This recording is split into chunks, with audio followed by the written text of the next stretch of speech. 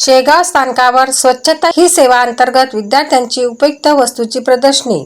शेगाव शहरालगत कनारखेड येथील श्री चिन्मय विद्यालयाच्या विद्यार्थ्यांनी फेकून दिलेल्या वस्तूपासून अनेक उपयुक्त वस्तू तयार करून त्यांचे प्रदर्शन शेगाव रेल्वे स्थानकावर लावले।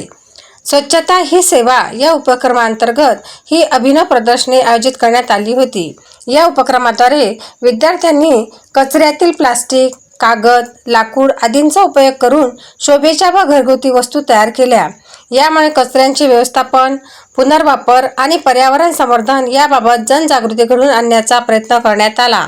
प्रदर्शनाचे उद्घाटन स्थानक प्रबंधक मोहन देशपांडे यांच्या हस्ते करण्यात आले। यावेळी वाहतूक निरीक्षक पांडुरंग धर्माधिकारी, मुख्य तिकीट निरीक्षक नरेंद्र कराळे, आरोग्य निरीक्षक लभिनी पाटील तसेच सर्व सफाई कर्मचारी उपस्थित होते। विद्यार्थ्यांच्या या उपक्रमाचे उपस्थित मान्यवरांनी कौतुक केले।